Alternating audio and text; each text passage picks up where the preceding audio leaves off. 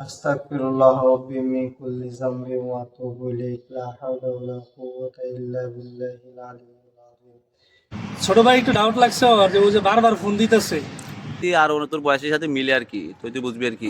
তো বলেন যে আপনাদের পরিচয় কি এখানে মাজারে? পরিচয় শুরুতে মাজারে। আউযু বিল্লাহি মিনাশ শাইতানির হ্যাঁ, ঠিক আছে, মাজারে ওই আইসা থাকে, আমিও মাজারে থাকি। আমাদের এই হাফেজ সাহেবও খুবই মারাত্মক জঘন্য একটি কাজ করেছেন। সেটি হচ্ছেন উনি ওনার সাথে এক লোকের বাড়িতে ফোন দিয়ে বলেছেন যে উনি অ্যাক্সিডেন্ট করেছেন। সে কথা বলে উনি প্রতারণা করে টাকা আনার চেষ্টা করেছেন। জি জি তো এইভাবেই কথাবার্তা হয় আর কি।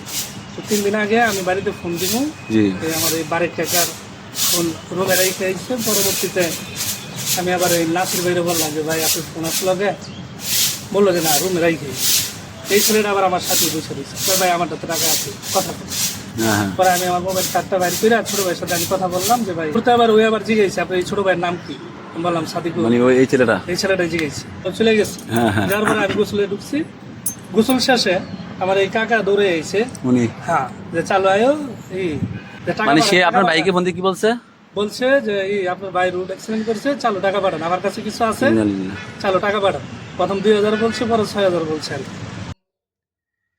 বিসমিল্লাহির রহমানির রহিম। الرحمن علم القرآن خلق الإنسان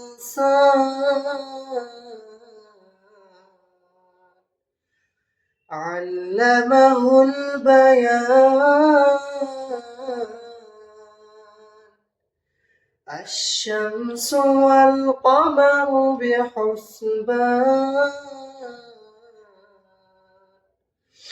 والنجم والشجر يسجدان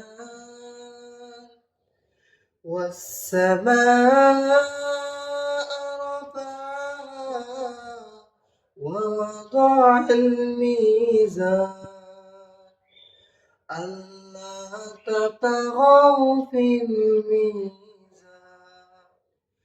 وأقيموا الوزن بالقسط ولا تخسروا الميزان صدق الله العلي শুরুতে আপনি ওই যে বিষয়টা মানে অভিযোগ আপনার বিরুদ্ধে অভিযোগ উঠছে সেই বিষয়টার ব্যাপারে আপনি ক্লিয়ার করবেন আমাকে, এটা কেন ঘটিয়েছেন অথবা কিভাবে ঘটলো, মানে সেই বিষয়টা আপনি ক্লিয়ার করবেন। যে আসলে আর মানে মূলত বিষয়টা জানতে চাচ্ছি যে ওই কেন মানে আপনার এরকম একটা হাফেজ হই, কোরআনের হাফেজ হই, কেন এই ঘটনা মানে করাতে হলো, বিষয়টা বলেন আমাকে।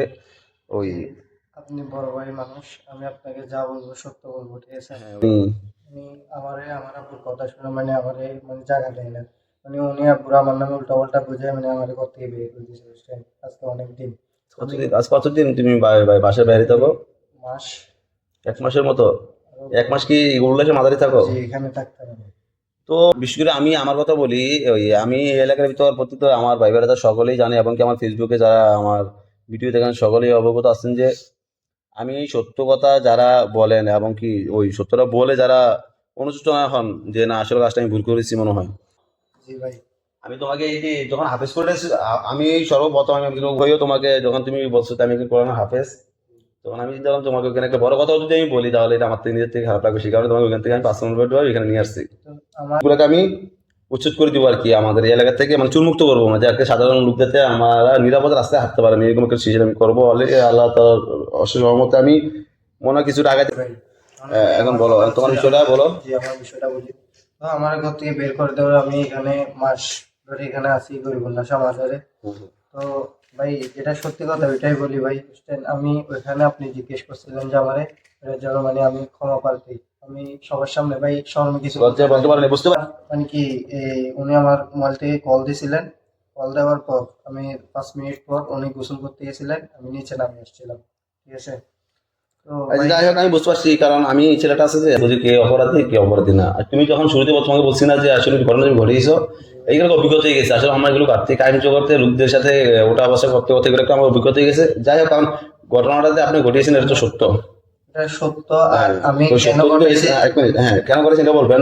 এটা সত্য তো, সত্য হলে এখন আপনার কাছে আমি ব্যক্তিগতভাবে আমার কাছে কোনো ক্ষমা চাওয়া লাগবে না, ওই লোকের কাছেও যদি ক্ষমা চাইতে হয় আমি যাবো, আপনার যাওয়া লাগবে না। আমি নিজে ক্ষমা চেয়ে নিব ওনার থেকে, আমি যাবো। মাধ্যমে বলতে আমি যে ক্ষমা চাইতে গেল আপনার পক্ষে, তারপরেও মানে ওই যে আপনি যে যে এত অপরাধ ঘটিয়েছেন। কেন করছি জানেন, ওই কথাটা একটু বলি। হ্যাঁ বলুন। আমার সন্দীপ যাইতে, আমার পুরো সন্দীপ যাইলে আমার পুরো লাইফটা সেটেল। ওখানে আমার নিজের নানি সবাই আছে, কিন্তু আমার ওদের নাম্বার নেই, ঠিক আছে। আমি ওখানে গেলে আমি পড়ালেখায় সবকিছু আমার পুরো ক্লিয়ার মানে কি করতে পারবো।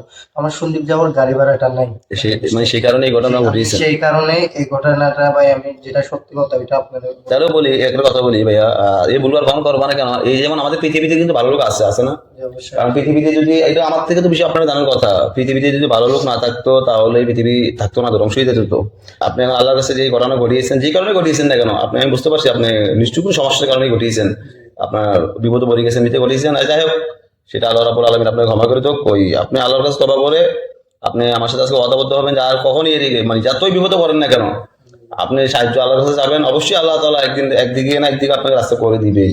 সেটা কারণ আমি বোঝানোর কথা, ওই সবসময় যদি কখনো কোনো জায়গায় বিপদগ্রস্ত হন, অবশ্যই আল্লাহর প্রতি ভরসা রেখে আল্লাহর কাছে যাবেন, অবশ্যই আল্লাহ তাআলা একটা রাস্তা বের করে দিবেন। এখন ভাই কথা হচ্ছে মানে আমার যাওয়ার গাড়ি ভাড়াটা যদি আপনি নিজে মনে করেন, আমি এই ভিডিওতে বলতেছি, আমি ওনার সন্দীপ যাওয়ার জন্য যা খরচটা যা মানে ব্যয় হবে সম্পূর্ণটা আমি ব্যয় করব।